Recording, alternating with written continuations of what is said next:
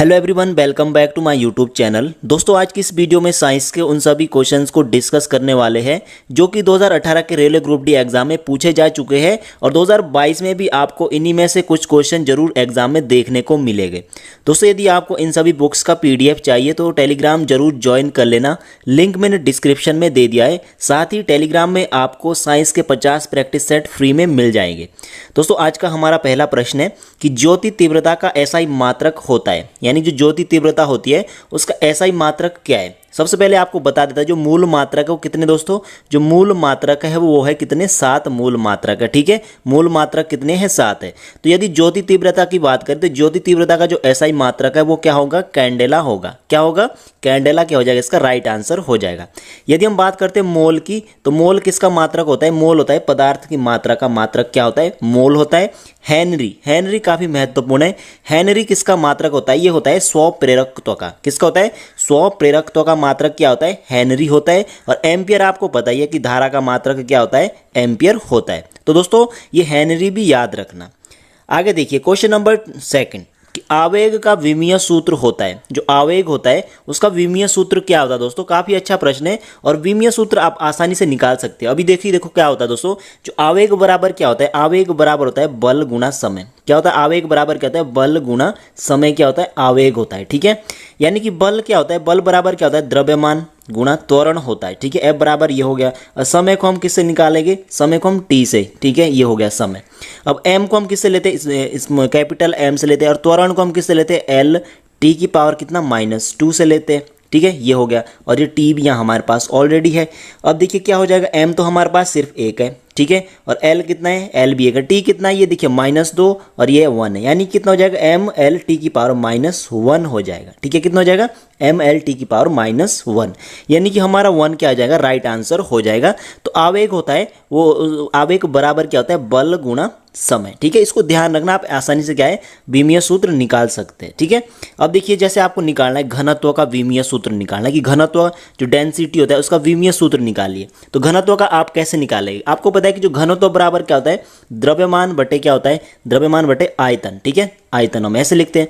अब देखिए जो द्रव्यमान है उसको हम किस में, द्रव्यमान को हम M से, ठीक है M, और आयतन को हम किस में लेते हैं, लीटर की पावर 3 में। ठीक है, इसमें लेते हैं हम। ठीक है, तो इसका जो डेंसिटी का जो विमीय सूत्र हो जाएगा क्या हो जाएगा, M, यदि हम L को ऊपर ले जाए तो किस में हो जाएगा, -3 में, यानी कि M L की पावर -3 हो जाएगा। ठीक है, तो इस प्रकार आप क्या कर सकते हैं, विमीय सूत्र निकाल सकते हैं, बस फॉर्मूले ध्यान रखने पड़ेगी। अगला प्रश्न देखिए कि न्यूटन के किस नियम को जड़त्व का नियम कहते हैं। ठीक है, लॉ ऑफ इनर्शिया किस नियम को कहते हैं, न्यूटन के। तो दोस्तों आपको बताना है कि जो न्यूटन का जो प्रथम नियम है उसको हम क्या कहते हैं, न्यूटन का जड़त्व का नियम भी कहते हैं। यानी कि पहला नियम क्या है, न्यूटन का जड़त्व का नियम भी कहते हैं। ठीक है, तो जड़त्व का नियम क्या होता है, जड़त्व का नियम ये होता है कि यदि कोई वस्तु स्थिर है तो स्थिर रहती है, यदि कोई वस्तु गतिशील है तो गतिशील रहती है, कि जब तक उसमें क्या है, बाह्य बल क्या नहीं होता, कार्य नहीं करता, अप्लाई नहीं किया जाता। ठीक है, अब जड़त्व क्या होता है, जड़त्व किसी वस्तु का एक गुण होता है जो क्या करता है, अपनी अवस्था में परिवर्तन का विरोध करता है। ठीक है, अपनी अवस्था में परिवर्तन का विरोध करता है। आपने देखा होगा कि अचानक जब गाड़ी क्या हो जाती है, मतलब अचानक से देखिए अगर क्या होता है, अचानक से गाड़ी चल जाती है, यदि क्या होता है, अचानक से गाड़ी चलने पर क्या हो जाते हैं, हम क्या हो जाते हैं, हम एकदम से पीछे की ओर धक्का लग जाता है हमें। ठीक है, हमें क्या हो जाता है, पीछे की ओर धक्का लग जाता है। यदि अचानक से गाड़ी रुक जाती है तो हमें क्या होता है, अचानक से क्या, तो हमें अचानक से आगे की ओर क्या हो जाता है, धक्का लग जाता है। तो किसका कारण होता है, विराम जड़त्व के कारण ही होता है। ठीक है, तो ये आपको ध्यान रखना है। और जो न्यूटन का जो तृतीय नियम है वो क्या है, ये मतलब क्रिया प्रतिक्रिया वाला नियम। ठीक है, क्या ये क्रिया प्रतिक्रिया वाला नियम क्या है, न्यूटन का तीसरा नियम क्या है, क्रिया प्रतिक्रिया वाला नियम है। आगे देखिए क्वेश्चन नंबर 4 है कि आवेग क्या होता है। जो आवेग होता है इसको हम J से डिनोट करते हैं। तो आवेग बराबर क्या होता है, आवेग बराबर होता है बल गुणा समय। ठीक है, आवेग क्या होता है, बल गुणा समय क्या होता है, आवेग होता है। ठीक है, मात्रक पूछेंगे तो मात्रक भी आप निकाल सकते हैं। न्यूटन, बल का मात्रक न्यूटन होता है, समय का मात्रक सेकंड, तो न्यूटन सेकंड। विमीय सूत्र निकालना होगा तो मैंने आपको अभी थोड़ी देर पहले बता दिया था। ठीक है, और जो द्रव्यमान गुणा त्वरण क्या होता है, ये होता है बल। F बराबर क्या होता है, M × A। ठीक है, तो ऐसे ही क्वेश्चन दोस्तों आपको देखने को मिलेंगे। ठीक है, तो आगे देखिए कि 1 न्यूटन किसके बराबर होता है। क्वेश्चन नंबर 5 में पूछा गया है कि 1 न्यूटन किसके बराबर होता है। काफी अच्छा प्रश्न है दोस्तों, इसका आंसर बताइए कि 1 न्यूटन किसके बराबर होता है। तो 1 न्यूटन बराबर होता है 10 की पावर कितना, 10 की पावर 5 आएगा। ठीक है, 10 की पावर 5 डाइन के, यानी 1 न्यूटन किसके बराबर होता है, 10 की पावर 5 डाइन के क्या होता है बराबर होता है। ठीक है, जो डाइन होता है ये क्या होता है सीजीएस पद्धति में मात्रक होता है। किसका? सीजीएस पद्धति में क्या होता है बल का, उसका मतलब बल का क्या होता है मात्रक होता है। ठीक है, किसका? बल का मात्रक सीजीएस पद्धति में एक डाइन भी होता है। और 1 न्यूटन किसके बराबर होता है 10⁵ डाइन के बराबर होता है। ठीक है, आपको ध्यान रखना है, बाकी इसमें से कोई भी इसका राइट आंसर नहीं होने वाला। ठीक है, तो 10⁵ क्या हो जाएगा इसका राइट आंसर हो जाएगा डाइन। आगे देखिए क्वेश्चन नंबर 6 से काफ़ी अच्छे प्रश्न है कि संवेग दोगुना करने पर गतिज ऊर्जा हो जाती है। यदि किसी वस्तु का संवेग हम दोगुना कर देते हैं तो गतिज ऊर्जा में क्या परिवर्तन हो जाता है। एग्जाम में पूछे जा चुके ये प्रश्न है। अब देखिए दोस्तों क्या होता है, जो आपको पता होना चाहिए, जो गतिज ऊर्जा होती है काइनेटिक एनर्जी और संवेग के बीच एक रिलेशन होता है। इस रिलेशन को याद कर लेंगे ना तो समझ लीजिए आपका 1 नंबर पक्का है। न्यूमेरिकल भी आते हैं और ऐसे भी क्वेश्चन आते हैं। यानी कि जो गतिज ऊर्जा क्या होती है, जो के ई होती है वो क्या होती है अनुक्रमानुपाती होती है पी स्क्वायर, यानी संवेग के दुगुने, मतलब संवेग होता है उसके जो स्क्वायर के समानुपाती होती है। अब देखिए यदि संवेग दोगुना हो जाता है, यदि संवेग यानी मान लीजिए संवेग कितना है 2 है। ठीक है, अब देखिए जो काइनेटिक एनर्जी क्या हो जाती है, मान लीजिए पहले क्या था संवेग p था, फिर 2p हो गया, यानी कि जो क्या हो जाएगा काइनेटिक एनर्जी कितनी हो जाएगी, ये हो जाएगी 4p का स्क्वायर। ठीक है, हो जाएगी कि नहीं हो जाएगी। मान लीजिए पहले संवेग p था, अब दुगुना मतलब 2p हो गया, तो संवेग जो गतिज ऊर्जा हो जाएगी क्या हो जाएगी 4p हो जाएगी। तो यानी कि जो गतिज ऊर्जा हो जाएगी कितनी बढ़ जाएगी 4 गुना बढ़ जाएगी। ठीक है, इस वाले जो रिलेशन को याद करना, न्यूमेरिकल में भी ये जरूर पूछा जाता है। क्वेश्चन नंबर 7 है, ओबीसी से मिलता जुलता है कि किसी वस्तु का द्रव्यमान 2 गुना करने पर गतिज ऊर्जा में क्या परिवर्तन होता है। जो यदि क्या करते हैं हम द्रव्यमान 2 गुना करते हैं तो गतिज ऊर्जा में क्या परिवर्तन होता है। ऐसे ही प्रश्न आपको देखने को मिलेंगे 2022 के एग्जाम में भी। अब देखिए दोस्तों क्या होता है, गतिज ऊर्जा आपको पता है कि जो के ई बराबर क्या होता है 1/2 m v का स्क्वायर, तो आपको सभी को पता है। ठीक है, यानी जो गतिज ऊर्जा होती है वो क्या होती है समानुपाती होती है। किसकी होती है दोस्तों, ये होती है m, यानी कि द्रव्यमान के समानुपाती होती है। जितना द्रव्यमान बढ़ेगा उतनी ही क्या है गतिज ऊर्जा बढ़ेगी। ठीक है, यानी कि जब द्रव्यमान 2 गुना हो जाता है तो गतिज ऊर्जा भी कितनी हो जाएगी, गतिज ऊर्जा भी 2 गुनी ही हो जाएगी। तो इसका हमारा सेकंड हमारा राइट आंसर हो जाएगा। ठीक है, देखिए कुछ रटने वाली आवश्यकता ही नहीं। ठीक है, फॉर्मूले से सब कुछ इसमें दिया हुआ है। आगे देखिए कि प्रिंसिपिया बुक किसके द्वारा लिखी गई है। जो प्रिंसिपिया बुक है वो किसके द्वारा दोस्तों लिखी गई है, इसको लिखा गया है किसके द्वारा, न्यूटन के द्वारा लिखा गया है।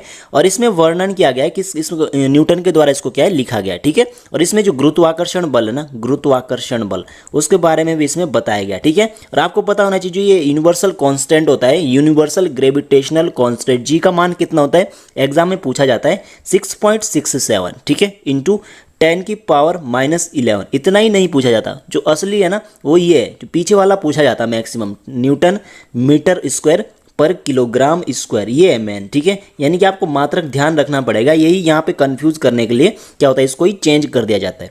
जो रॉबर्ट ब्राउन थे इन्होंने क्या किया था, केंद्रक की खोज की थी। जो कोशिका का जो केंद्रक होता है उसकी खोज किसने की थी, रॉबर्ट ब्राउन ने की थी। जो एंडरसन थे इन्होंने क्या किया था, इन्होंने किया था पॉजिट्रॉन की खोज की थी। पॉजिट्रॉन क्या होता है, एक इलेक्ट्रॉन जैसा ही होता है, लेकिन पॉजिट्रॉन में क्या होता है धन आवेश होता है। ठीक है, इलेक्ट्रॉन में ऋण आवेश होता है। आगे देखिए क्वेश्चन नंबर 9 कि सूर्य में कितने प्रतिशत हाइड्रोजन गैस होती है। जो सूर्य है इसमें कितने प्रतिशत हाइड्रोजन गैस होती है।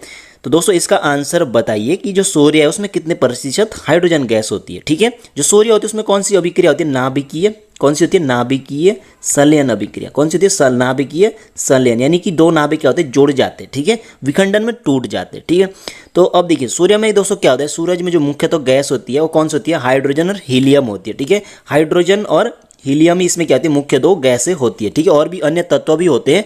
तो अब इसमें हाइड्रोजन पूछा है, तो हाइड्रोजन कितना है, हाइड्रोजन है इसमें 70%। 70% हाइड्रोजन होती है। ठीक है, याद रखना 70% क्या होती है हाइड्रोजन होती है, और 2% क्या होती है हीलियम। हीलियम कितनी होती है दोस्तों, हीलियम 2% होती है, सॉरी 28% क्या होती है हीलियम होती है, 2% नहीं 28% हीलियम होती है। और 2% क्या होते हैं, 2% इसमें अन्य तत्व भी इसमें पाए जाते हैं। तो ये आपको ध्यान रखना दोस्तों। ठीक है दोस्तों, यदि आपने अभी तक हमारे चैनल को सब्सक्राइब नहीं किया है तो प्लीज़ चैनल को भी आप जरूर सब्सक्राइब कर लीजिएगा और बेल आइकन को जरूर प्रेस कर दीजिएगा ताकि आने वाली वीडियो का नोटिफिकेशन आपको मिल सके।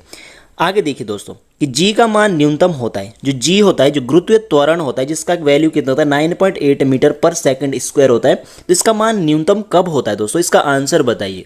तो दोस्तों इसका मान न्यूनतम कहाँ पर होता है, तो जी का जो न्यूनतम मान होता है वो कहाँ होता है, भूमध्य रेखा पर। ठीक है, भूमध्य रेखा पर क्या होता है, जी का मान क्या होता है न्यूनतम होता है। यदि हम ध्रुवों पर क्या होता है, ध्रुवों पर क्या होता है, इसका मान अधिकतम होता है। क्या होता है, अधिकतम होता है।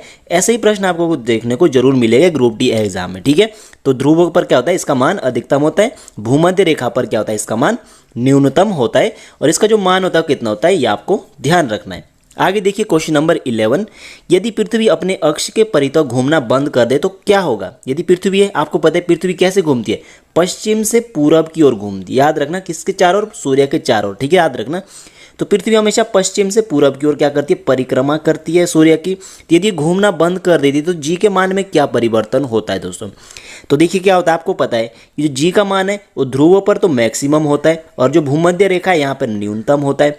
यदि जी क्या हो जाएगी, यदि जी मतलब यदि पृथ्वी अपने अक्ष पर घूमना बंद कर देती है तो जी का मान क्या हो जाएगा, सभी जगह में क्या हो जाएगी, इसकी वृद्धि हो जाएगी। यानी जी के मान में क्या हो जाएगा, बढ़ जाएंगे। यानी जी का मान सभी जगह क्या हो जाएगा, अधिकतम हो जाएगा। पहले कहाँ अधिकतम होता था, पहले दोस्तों अधिकतम होता था कहाँ पर, ध्रुवों पर। लेकिन यदि अक्ष घूमना, पृथ्वी घूमना बंद कर देती है अपने अक्ष के परितः तो सभी जगह क्या हो जाएगा, सेम हो जाएगा, यानी बढ़ जाएगा। आगे देखिए क्वेश्चन नंबर 12, जब लिफ्ट ऊपर जाती है तो व्यक्ति के भार में क्या परिवर्तन होता है। काफ़ी अच्छे प्रश्न है, फिजिक्स के हैं, फिजिक्स के हैं, साथ ही इसमें मैं आपको केमिस्ट्री भी बताऊंगा। इसमें मैंने आपको लिए थोड़े बायोलॉजी के क्वेश्चन भी ऐड कर रखे। जब लिफ्ट में आप ऊपर जाते हैं तो व्यक्ति के भार में क्या परिवर्तन होता है।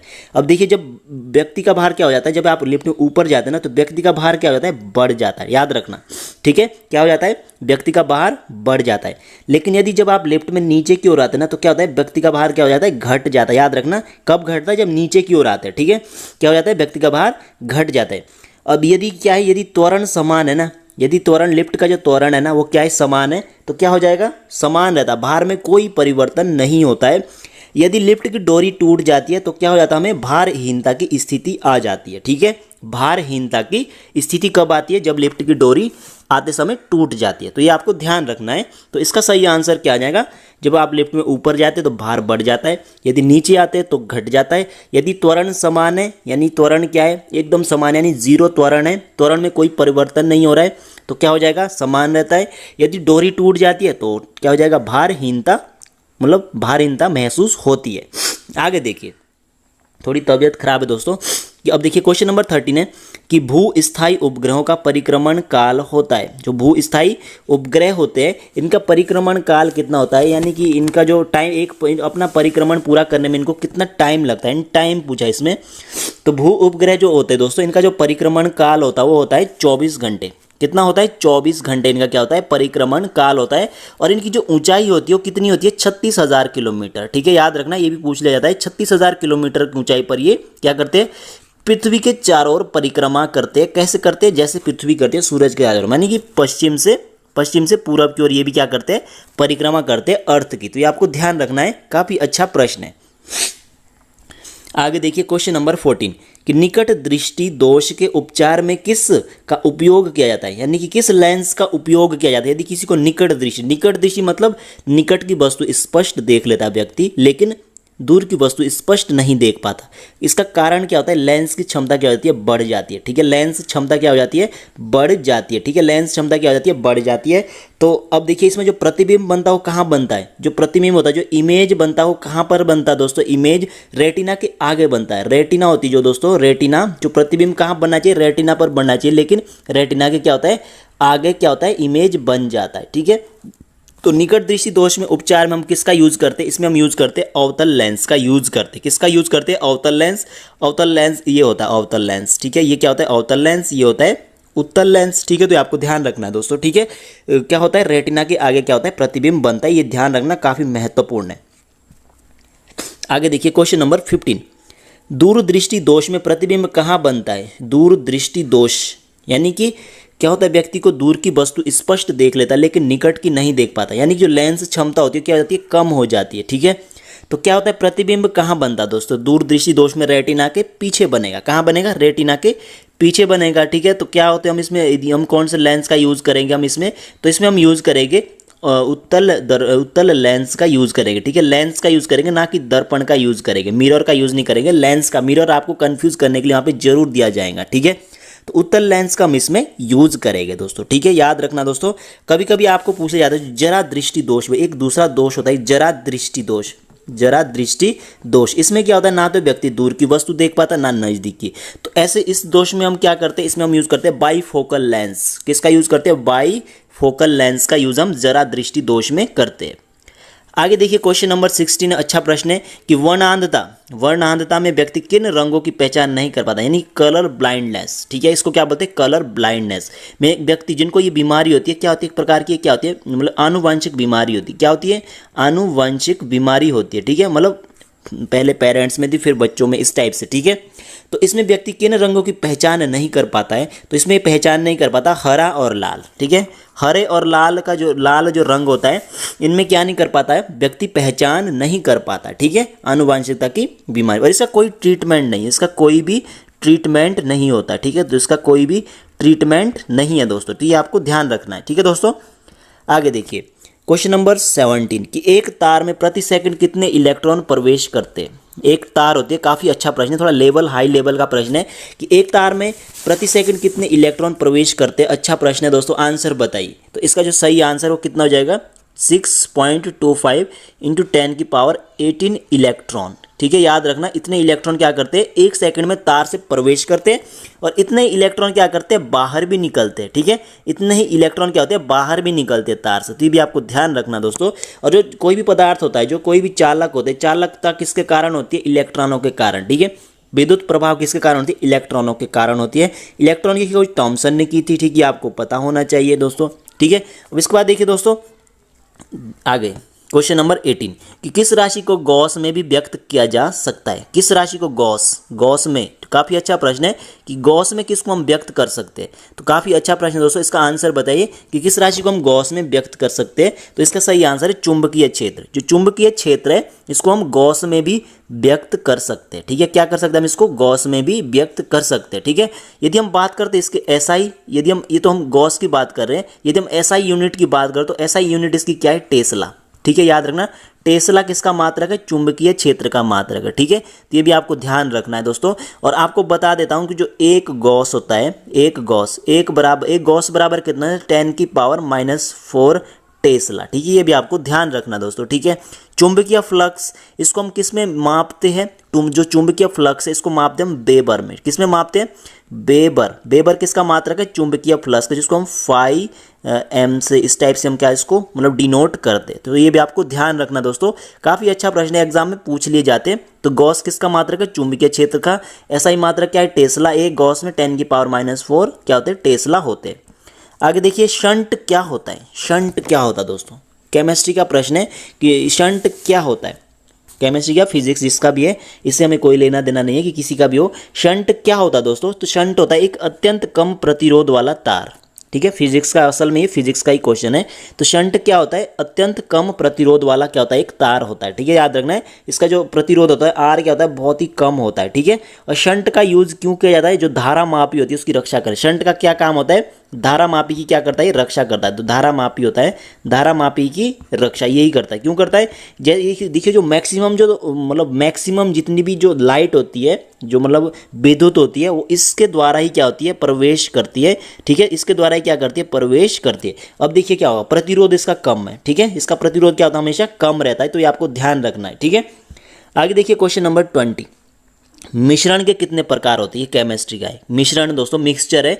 मिश्रण क्या होता है, अशुद्ध पदार्थ होते हैं। ठीक है, क्या होते हैं, अशुद्ध होते हैं। ठीक है, अशुद्ध होते हैं। और जो यौगिक होते हैं वो क्या होते हैं, शुद्ध होते हैं। यौगिक क्या होते हैं, प्योर होते हैं। याद रखना दोस्तों। ठीक है, तो मिश्रण के कितने प्रकार होते हैं, मिश्रण के 2 प्रकार होते हैं। ठीक है, समांगी मिश्रण और विषमांगी मिश्रण। ठीक है, तो अब देखिए जैसे वायु है, तो वायु क्या है दोस्तों, वायु एक मिश्रण है। ठीक है, वायु क्या है, एक मिश्रण है। अब यौगिक क्या है, वाटर एक क्या है, यौगिक है। ये भी आपको ध्यान रखना है। कभी कभी पूछा जाता है कि वायु क्या है, क्वेश्चन घुमा के फिरा के, अब आपको पता ही नहीं है कि क्या वायु है। ठीक है, तो वायु क्या होता है, एक मिश्रण होता है। और जो पानी होता है वो क्या है, एक यौगिक होता है। यानी कि जो यौगिक में क्या होती है, जो क्वांटिटी होती है, जो मात्रा होती है, फिक्स होती है। चाहे कितना ही भी ज़्यादा पानी हो, लेकिन उसमें हमेशा पानी का जो रेशियो रहेगा हाइड्रोजन और ऑक्सीजन का 1:8 ही रहेगा। तो ये आपको ध्यान रखना है। भारी जल आपको पता है D2O है। ठीक है, भारी जल की खोज किसने की थी, यूरे ने की थी। ये आपको ध्यान रखना है। आगे देखिए कि एवोगैद्रो संख्या को निरूपित किया जाता है। जो एवोगैद्रो संख्या होती है उसको किसके द्वारा हम निरूपित करते हैं दोस्तों, आंसर बताइए इसका। जो एवोगैद्रो संख्या होती है उसको हम किसके द्वारा निरूपित करते हैं, इसको हम निरूपित करते हैं एन के द्वारा, ठीक है। और आपको पता है जो एवोगैद्रो संख्या होती है कितनी होती है, 6.022 इंटू 10⁻23, ये होती है एवोगैद्रो संख्या, ठीक है। और ए से हम क्या डिनोट करते हैं, ए से हम डिनोट करते हैं द्रव्यमान संख्या, द्रव्यमान संख्या, द्रव्यमान संख्या को हम ए से डिनोट करते हैं। और द्रव्यमान संख्या बराबर क्या आते हैं, प्रोटॉनों की संख्या प्लस न्यूट्रॉनों की संख्या, ठीक है। जेड से हम क्या डिनोट करते हैं, परमाणु क्रमांक, क्या करते हैं, परमाणु संख्या, ठीक है, परमाणु संख्या। परमाणु संख्या को हम किससे डिनोट करते हैं, जेड से। तो जेड बराबर क्या होता है, प्रोटॉनों की संख्या बराबर इलेक्ट्रॉनों की संख्या। तो भी आपको ध्यान रखना दोस्तों। और जी आपको पता है 6.67 इंटू 10⁻11 न्यूटन मीटर स्क्वायर पर किलोग्राम का स्क्वायर, ये क्या है, यूनिवर्सल ग्रेविटेशनल कांस्टेंट होता है, ठीक है, यानी कि सार्वत्रिक गुरुत्वाकर्षण नियतांक। आगे देखिए क्वेश्चन नंबर 22, न्यूट्रॉन की खोज किस धातु पर प्रयोग द्वारा की गई थी। दोस्तों यदि आपको वीडियो पसंद आ रही है तो प्लीज़ वीडियो को जरूर लाइक कर दीजिएगा कि न्यूट्रॉन की खोज किस धातु पर प्रयोग के द्वारा की गई थी। अब देखिए क्वेश्चन घुमा के दे देना, ठीक है। हमें पता है कि न्यूट्रॉन की खोज किसने की थी, चैडविक ने की थी। किसने की थी, चैडविक ने की थी। कब की थी, 1932 में की थी, ये भी हमें पता है। लेकिन कैसे की थी, तो न्यूट्रॉन की खोज की थी बेरिलियम में, किसकी बमबारी की थी, अल्फा कणों की बमबारी की थी। किसमें, बेरिलियम में, ठीक है। बेरिलियम में क्या की थी, जब पहली बार न्यूट्रॉन की खोज हुई थी उस समय बेरिलियम पर अल्फा कणों की बमबारी की थी और न्यूट्रॉन की खोज हो गई थी। न्यूट्रॉन को हम एन से लिखते हैं, ठीक है। न्यूट्रॉन में कोई चार्ज नहीं होता, मतलब ये उदासीन कण होता है दोस्तों, याद रखना, उदासीन कण होता है। तो ये आपको ध्यान रखना है दोस्तों, काफ़ी अच्छा प्रश्न है। आगे देखिए दोस्तों, अगला प्रश्न है, सर्वाधिक समस्थानिक वाला तत्व कौन सा होता है। समस्थानिक आपको पता है, ठीक है, जिनकी क्या होती है, परमाणु संख्या, परमाणु क्रमांक क्या होते हैं, समान होते हैं, लेकिन द्रव्यमान संख्या डिफरेंट होती है, भिन्न होती है, ठीक है।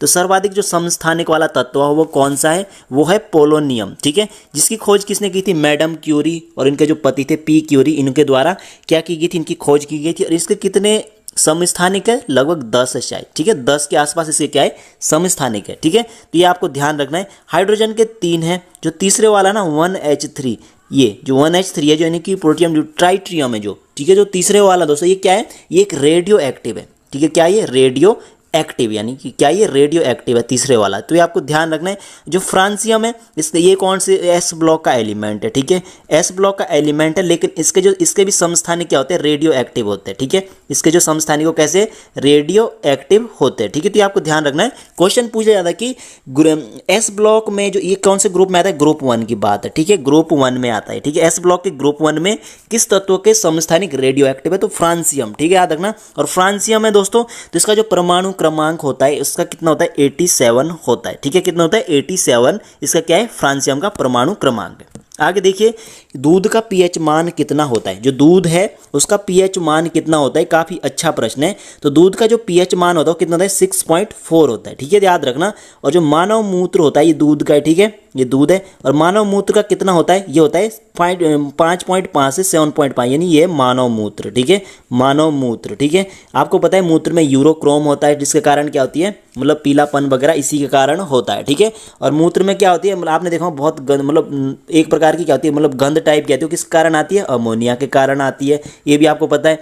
और जो नींबू होता है सबसे ज़्यादा इसका ही होता है पीएच वैल्यू, ठीक है, यानी कि ये अम्ल, इसके ये क्या होता है, प्रबल अम्ल टाइप का होता है, ठीक है, इसका पीएच वैल्यू इतना होता है। और जो शराब होती है, ठीक है, शराब में कौन सा एल्कोहल होता है दोस्तों, C2H5OH, ये एल्कोहल होगा। यदि गलती से आपने इसको पी लेना तो बंदा डेड हो जाएगा, ठीक है। मेथेनॉइक, सॉरी, जो एथेनॉल, इसको हम यदि हम मेथेनॉल पी लेंगे ना तो डेड हो जाएगा बंदा, यानी कि काफ़ी जहरीला होता है, ठीक है। तो इसलिए इसमें इसको यूज़ किया जाता है, ठीक है। अब आपको पता है कि जब पेट्रोल के साथ क्या यूज़ करते हैं, हम पेट्रोल के साथ हम इसका यूज़ करते हैं, ठीक है, 10% हम एथिल एल्कोहल यूज़ करते हैं, उससे हम पावर एल्कोहल भी बोलते हैं, ठीक है। पावर एल्कोहल को सबसे पहले किसने बनाया था, आई थिंक ब्राज़ील ने बनाया था, ठीक है, ब्राज़ील के द्वारा किया गया था पावर एल्कोहल को सबसे पहले विकसित। आगे देखिए कि 1 ग्राम जो गोल्ड होता है, 1 ग्राम गोल्ड से आप क्या कर सकते हैं, 2 किलोग्राम लंबी तार बना सकते हैं, ठीक है। तन्यता, जो गोल्ड है ना, सोने की जो तन्यता होती है सबसे ज़्यादा होती है, ठीक है, सोना चांदी इनकी जो तन्यता क्या होती है, सबसे ज़्यादा होती है। तो 1 ग्राम से 2 किलोमीटर लंबी तार बनाई जा सकती है। क्वेश्चन नंबर 25 कि खैरा रोग किससे होता है। जो खैरा रोग होता है वो किस में होता है दोस्तों, खैरा रोग। तो सबसे पहले आपको पता होना चाहिए जो खैरा रोग हो किस में होता है, धान में होता है। किसकी कमी से होता है, जिंक की कमी से। ठीक है, जिंक की कमी से क्या होता है, खैरा रोग होता है। एक क्वेश्चन जरूर आएगा। मटर में कौन सा रोग पाया जाता है, एक मार्श रोग। मार्श रोग, मौ से आपको मटर याद रखना है। ये किसके कारण होता है, मैग्नीज के कारण होता है। ठीक है, आपको पता है कि जो पौधे की जो पत्तियों में जो क्लोरोफिल होता है उसमें भी मैग्नीज पाया जाता है। ठीक है, और जो गोभी होती है इसमें एक रोग होता है वीटेल टाइप का। ठीक है, क्या होता है, विपटेल। ठीक है, क्या होता है, विपटेल होता है। ठीक है, एक विपटेल रोग होता है जो मोल वीडियम के कमी के कारण होता है। ठीक है, और एक होता है नींबू में कौन सा होता है, कि डाईबैक होता है। ठीक है, डाईबैक किस में होता है, डाईबैक। डाईबैक किस में पाया जाता है, एक बीमारी होती है, किस में पाई जाती है, नींबू में पाई जाती है। किसके कारण, कॉपर के कारण पाई जाती है। कॉपर का परमाणु क्रमांक 29 है, डी ब्लॉक का एलिमेंट है। ठीक है, तो ये आपको ध्यान रखना है। सबसे पहले मानव द्वारा कॉपर का ही क्या किया गया था, यूज किया गया था। ठीक है, आगे देखिए क्वेश्चन नंबर 26 कि पेड़ों की छाल पर उगने वाले लाइकेन होते हैं। जो पेड़ों की जो छाल होती है उनमें उगने वाले लाइकेन को हम क्या कहते हैं, उन्हें कहते हैं हम कॉर्टिकोलस। क्या कहते हैं दोस्तों, काफी अच्छा प्रश्न है। कॉर्टिकोलस कहते हैं किसको, पेड़ों की छाल पर उगने वाले लाइकेन को। तो आपको ये ध्यान रखना है दोस्तों। ठीक है, जो लाइकेन होता है दोस्तों ये क्या होता है, कवक और शैवाल, इनके बीच की एक कड़ी होती है। ठीक है, कवक और शैवालों के बीच की कड़ी क्या होती है, लाइकेन होती है। और एक होता है सेक्सिकोलस। ठीक है, सेक्सिकोलस के कहाँ पे उगते हैं, चट्टानों में। ठीक है, कभी कभी पूछा जाता है कि चट्टानों पर उगने वाले लाइकेन कौन से होते हैं, इनको आपको ध्यान रखना है, सेक्सिकोलस। ठीक है, अब आपको देख रहा होगा आपने जो लैब में आपने, यदि आप केमिस्ट्री के एस्पिरेंट यानी जो फिजिक्स वगैरह आप पढ़ी होगी, यदि साइंस स्टूडेंट होंगे तो आपने यदि बीएससी वगैरह किया होगा तो आपने लिटमस पेपर जरूर देखा होगा। तो जो लैब में होता है, जो लैब में जो लिटमस पेपर होता है वो भी लाइकेन से बना होता है। तो उसका नाम क्या आता है, रोसेला। क्या होता है उसका नाम, रोसेला लाइकेन से क्या बनता है, लिटमस पेपर बनता है। ठीक है, और जो लोबेरिया होता है इसका यूज हम, ये भी क्या एक प्रकार का लाइकेन, इसका यूज हम इत्र बनाने यानी परफ्यूम वगैरह में बनाने में भी करते हैं। तो काफी एग्जाम की दृष्टि से चारों के चारों काफी महत्वपूर्ण है। तो ये आपको पता होना चाहिए दोस्तों। लोबेरिया से हम इत्र का निर्माण करते हैं, रोसेला में लिटमस वगैरह इसी से ही निकाला जाता है। क्वेश्चन नंबर 27 किस विटामिन को प्रजनन विटामिन कहते हैं। कौन से विटामिन को प्रजनन विटामिन कहा जाता है, मोस्ट इंपोर्टेंट प्रश्न दोस्तों। इसका सही आंसर है ऑप्शन 1 यानी विटामिन ई है, जो जिसका कि रासायनिक नाम क्या है, टोकोफिरॉल। टोकोफिरॉल को क्या कहा जाता है, प्रजनन विटामिन कहा जाता है। इसकी कमी से क्या हो जाता है, जो टोकोफिरॉल है इसके अभाव में क्या हो जाता है, नपुंसकता आ जाती है। ठीक है, क्या आ जाती है, मतलब स्त्री बांझ हो जाती है और क्या हो जाता है, नपुंसक क्या होती है, नपुंसक की स्थिति किसके कारण होती है, विटामिन ई के कारण ही होती है। ठीक है, तो ये आपको ध्यान रखना है। ये किस में पाया जाता है, गेहूं हो गया, चना हो गया, मटर हो गया, ठीक है, मांस हो गया, इनमें सब में क्या होता है, विटामिन ई पाया जाता है, भरपूर मात्रा में पाया जाता है। तो ये आपको ध्यान रखना है। और जो विटामिन डी है तो ये कैल्सीफिरॉल इसको बोलते हैं। ठीक है, विटामिन डी को क्या बोलते हैं, कैल्सीफिरॉल विटामिन डी को बोलते हैं। तो ये आपको ध्यान रखना है। और जो विटामिन के इसका रासायनिक नाम है फिलोक्विलोन। ठीक है, क्या इसका रासायनिक नाम, फिलोक्विलोन। ठीक है, तो ये आपको ध्यान रखना है। और जो विटामिन पी है इसको क्या बोलते हैं, निकोटिनामाइड। ठीक है, निकोटिनामाइड। ठीक है, यहाँ पे बता रहा हूँ जो विटामिन पी होता है ये क्या करता है, श्वसन के साथ क्या करता है, मतलब जो विटामिन जो सी है उसके साथ क्या करता है, श्वसन तंत्र में क्या करते हैं, अहम भूमिका निभाता है विटामिन पी। किसके साथ, सी के साथ। तो आगे देखिए जो विटामिन पी है ये क्या है, जल में अविलय है। ठीक है, क्या है, अविलय है यानी कि इनसॉल्युबल है, किसमें, वाटर में। आगे देखिए क्वेश्चन नंबर 28 कि पृथ्वी की आंत किसे कहा जाता है। जो पृथ्वी की इंटेस्टाइन यानी पृथ्वी की आंत किसे कहा जाता है, काफ़ी अच्छा प्रश्न है दोस्तों। तो पृथ्वी की आंत किसे कहा जाता है, काफ़ी अच्छा प्रश्न है, बहुत इजी प्रश्न है। इसे कहा जाता है कछुए की जगह यहाँ पे होना चाहिए दोस्तों, कैंचुआ लिख लीजिए यहाँ पे, कैंचुआ। ठीक है, तो पृथ्वी की आंत किसे कहा जाता है, कैंचुआ को क्या कहा जाता है, पृथ्वी की आंत कहा जाता है। ठीक है, किसान मित्र भी कहा जाता है, इसे क्या कहा जाता है, किसान मित्र भी किसे कहा जाता है, कैंचुए को ही कहा जाता है। तो ये आपको ध्यान रखना है। कैंचुआ किस समूह में आता है, ये आता है एनीलिडा में। किस में आता है, एनीलिडा के अंतर्गत इसको रखा जाता है। तो भी आपको ध्यान रखना दोस्तों, काफी अच्छा प्रश्न है।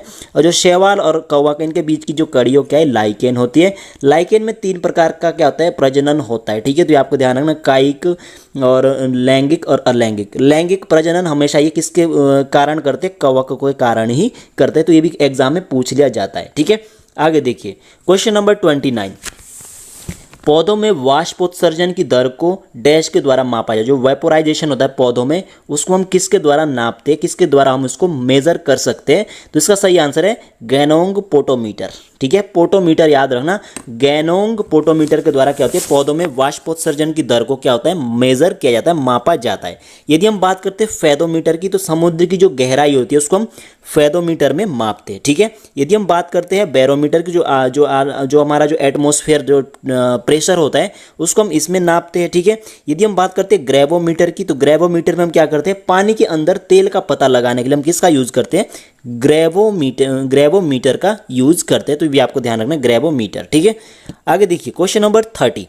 सूर्योदय के समय, सूर्योदय से थोड़े पहले सूर्य दिखने का कारण क्या होता है, यानी जो सूर्य उदय होने वाला है, सनराइज होने वाला है, लेकिन क्या होता है, सनराइज होने से थोड़े समय पहले क्या होता है, हमें सूरज दिखाई देता है। तो इसका कारण क्या होता है दोस्तों, इसका कारण दोस्तों क्या होता है, आंसर बताइए आप फटाफट से कि इसका कारण क्या होता है। तो इसका जो कारण होता है वो होता है प्रकाश का अपवर्तन, ठीक है। प्रकाश के अपवर्तन के कारण क्या होता है, सूर्य उदय से मतलब तो कितने मिनट पहले, 2 मिनट पहले हमें सूर्य दिखाई देता है, ठीक है, 2 मिनट पहले, और सूरज बाद में, और जो सूर्य अस्त होता है उससे भी हम 2 मिनट पहले, 2 मिनट बाद ही हमें क्या है, सूरज दिखाई देता है, ठीक है। तो ये आपको ध्यान रखना है, 2 मिनट पहले क्या होता है, सूर्य हमें दिखाई देता है, ठीक है दोस्तों, याद रखना। क्वेश्चन नंबर 31 देखिए दोस्तों, ये इंपॉर्टेंट प्रश्न है, ध्यान रखना। प्रकाश का अपवर्तन कभी पूछा जाएगा कि कितने मिनट पहले दिखाई देता है, तो 2 मिनट आपको ध्यान रखना है, ठीक है। श्वेत प्रकाश यानी जो सफेद प्रकाश होता है, सूर्य का जो प्रकाश होता है वो सफेद ही होता है, ठीक है। कौन सा रंग कांच के प्रिज्म से गुजरने पर अधिकतम होता है, यानी आपने देखा होगा जब प्रिज्म से क्या होता है, रंग को मतलब सूर्य प्रकाश निकालते हैं, क्या होता है, 7 कलर में क्या होता है, डिवाइड क्या होता है, हो जाता है। तो सबसे पहले ऊपर क्या होता है, रेड होता है, नीचे क्या होता है, वायलेट यानी बैंगनी। यानी इसकी जो लैम्बडा यानी इसकी क्या होती है, जो तरंग दैर्घ्य सबसे उच्च होती है, इसकी क्या होती है, सबसे निम्न होती है, ठीक है। इसीलिए जो खतरे के संकेत होते हैं वो क्या होते हैं, लाल होते हैं, ठीक है। खतरे के संकेत हमेशा क्या होते हैं, रेड होते हैं, क्योंकि ये क्या होती है, इनकी जो तरंग दैर्घ्य होती है क्या होती है, काफी लंबी होती है, इसलिए क्या होती है, हमारी आंखों तक आसानी से पहुंच जाते हैं, ठीक है। तो किसकी बात करें कि कौन सा रंग प्रिज्म में गुजरने में अधिकतम झुकता है, तो सबसे ज्यादा कौन झुकता है, सबसे ज्यादा झुकता है बैंगनी, ठीक है। यानी कि जिसकी जो तरंग दैर्घ्य जितनी कम होंगी उतना ही क्या होगा, वो ज्यादा झुकेगा, यानी उतना ही कम दिखाई देता हो, ठीक है। तो सबसे ज्यादा कौन सा, रेड, ठीक है, इसकी तरंग दैर्घ्य क्या होती है, सबसे ज्यादा होती है। क्वेश्चन नंबर 32 देखिए, इलियम मानव पाचन तंत्र के किस अंग का भाग है। जो इलियम है ये मानव पाचन तंत्र से रिलेटेड है, पहली बात तो ये, ठीक है। दूसरा ये कि पाचन तंत्र के किस अंग से रिलेटेड है, तो दोस्तों इसका आंसर बताइए। जो इलियम है मानव के कौन से भाग से, पाचन तंत्र के कौन से भाग से रिलेटेड है, ये है छोटी आंत से, ठीक है। छोटी आंत से क्या ये मतलब मानव पाचन तंत्र के छोटी आंत से क्या है, रिलेटेड है, ठीक है। तो आपको ध्यान रखना दोस्तों। और दोस्तों मैं आपको बता देता हूँ ये क्या करता है, जो विटामिन B12 होता है दोस्तों, उसका क्या करता है, अवशोषण यहीं पर होता है। कहाँ पर होता है, इलियम में ही क्या होता है, विटामिन B12 का अवशोषण कहाँ होता है, इलियम में ही होता है। तो ये आपको ध्यान रखना है। अब आपको पता होना चाहिए अपेंडिक्स, ठीक है। अपेंडिक्स क्या है, एक मानव शरीर में क्या है, एक प्रकार का अवशेषी अंग होता है जिसका कोई कार्य नहीं होता है, ठीक है, अवशेषी अंग है, ठीक है। और भी बहुत सारे अंग है, 2-3 और भी है, लेकिन अगर अपेंडिक्स की बात करते हैं तो ये भी क्या होता है, ये शायद बड़ी आंत में पाया जाता है, ठीक है। जो अपेंडिक्स होता है ये बड़ी आंत में पाया जाने वाला अवशेषी अंग होता है, तो ये भी आपको ध्यान रखना है। आगे देखिए दोस्तों, कौन सी धमनी मस्तिष्क को रक्त की आपूर्ति करती है, धमनी की बात हो रही है। देखिए दोस्तों, शीरा, आपने शीरा और धमनी का नाम सुना होगा, शीरा और धमनी, ठीक है। जो शीराएं होती है आपने अपने शरीर में देखा होगा, जो पीली पीली जो नलिकाएं होती हैं, सॉरी जो नीली नीली नलिकाएं होती है क्या होती है, शीराएं होती है। जो धमनी होती है शरीर के अंदर होती है, यानी कि अंदरूनी भाग में होती है, जो हमसे दिखाई देती है क्या होती है, शीरा होती है। जो शीरा होती है इनमें क्या होता है, अशुद्ध रक्त होता है, क्या होता है, इनमें अशुद्ध रक्त होता है। धमनी में क्या होता है, प्योर रक्त, यानी इसमें ऑक्सीजन के साथ क्या होता है, ऑक्सीजन के साथ ब्लड होता है, यानी कि ऑक्सीजन युक्त ब्लड होता है, ठीक है। तो जो कौन सी धमनी क्या करती है, मस्तिष्क तक रक्त की आपूर्ति करती है, तो कौन सी करती है, वो करती है कॉमन कैरोटिड धमनी। क्या करती है, कॉमन कैरोटिड धमनी, जो कि कहाँ पाई जाती है, गर्दन के आसपास पाई जाती है, ठीक है। गर्दन के आसपास ये धमनी पाई जाती है। और हमारे जो ब्रेन हो गया, हमारी जो गर्दन हो गई, हमारे जो फेस हो गया, इन सब में क्या है, खून को प्रभावित इसी के द्वारा, जो ब्लड सप्लाई यही करती है, यानी खून को पहुंचाती है इन तीनों में, ठीक है, ब्रेन में, नेक में और आपके फेस में। तो आपको ध्यान रखना दोस्तों, ठीक है। अशुद्ध, जो शुद्ध रक्त होता है किस में होता है, वो होता है धमनी में, ठीक है। और जो अशुद्ध होता है किस में होता है, शिराओं में होता है। क्वेश्चन नंबर 34 देखिए, विद्युत सेल के प्रतीक में मोटी छोटी रेखा किसका प्रतिनिधित्व करती है। मान लीजिए विद्युत सेल है, अब आप देखिए एक होती है विद्युत सेल में, आपने देखा होगा इस टाइप से होता है, ठीक है, इस टाइप से।